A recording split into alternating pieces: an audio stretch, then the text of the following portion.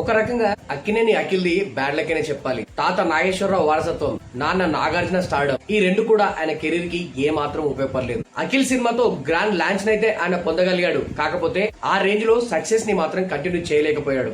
ఎన్నో ఎక్స్పెక్టేషన్స్ తో వచ్చిన అఖిల్ సినిమా డిజాస్టర్ గా నిలిచింది. ఆ తర్వాత కూడా ఆ ఫ్లాప్స్ కంటిన్యూ అయ్యాయి. కరెక్ట్ గా చెప్పాలంటే ఇప్పటి వరకు అఖిల్ కెరీర్ లో ఒక్కటి కూడా బ్లాక్ బాస్టర్ లేదు. Most eligible bachelor, above average గా నిలిచింది. ఆ తర్వాత స్టార్ డైరెక్టర్ సురేందర్ రెడ్డి తెరకెక్కించిన ఏజెంట్ కూడా బిగ్గెస్ట్ డిజాస్టర్ గా నిలిచింది. నిజానికి ఏజెంట్ సినిమాపై చాలా హోప్ పెట్టుకున్నాడు అఖిల్. అందుకోసం తన బాడీ లాంగ్వేజ్ ని కూడా మార్చుకున్నాడు. కాకపోతే బ్యాడ్ లక్, ఆ సినిమా కూడా వర్కౌట్ కాలేదు. ఆ సినిమా విడుదలై దాదాపు 2 సంవత్సరాలు గడుస్తున్నా ఇప్పటి వరకు తన నెక్స్ట్ సినిమాని అనౌన్స్ చేయలేదు అఖిల్. కెరీర్ ని పక్కా ప్లాన్ చేసుకుందాం అనుకున్నాడో లేదా కథల విషయంలో క్లారిటీగా ఉండాలనుకున్నాడో తెలియదు. కానీ నెక్స్ట్ సినిమా విషయంలో మాత్రం ఆచి తూచి అడుగులు వేస్తున్నాడు. ఇప్పుడు లేటెస్ట్ గా అఖిల్ నెక్స్ట్ సినిమా గురించి ఒక అప్డేట్ వైరల్ అవుతుంది. అదేంటంటే కిరణ్ అబ్బవరంతో బిడరో భాగ్యము విష్ణు కథ సినిమా తెరకించిన మురళీకృష్ణ రీసెంట్ గా అఖిల్ కి ఒక పీరియాడిక్ డ్రామా స్టోరీని నరేట్ చేశారట. డైరెక్టర్ మురళీకృష్ణ చెప్పిన పాయింట్ అఖిల్ కి బాగా నచ్చిందట. దాంతో వెంటనే ఆ సినిమాకి ఓకే చెప్పేశారట. ఈ సినిమాని యూవి క్రియేషన్స్ బ్యానర్ పై నిర్మించబోతున్నారట. దీనికి సంబంధించిన అఫీషియల్ అనౌన్స్మెంట్ కూడా త్వరలోనే రాబోతుంది. దాదాపు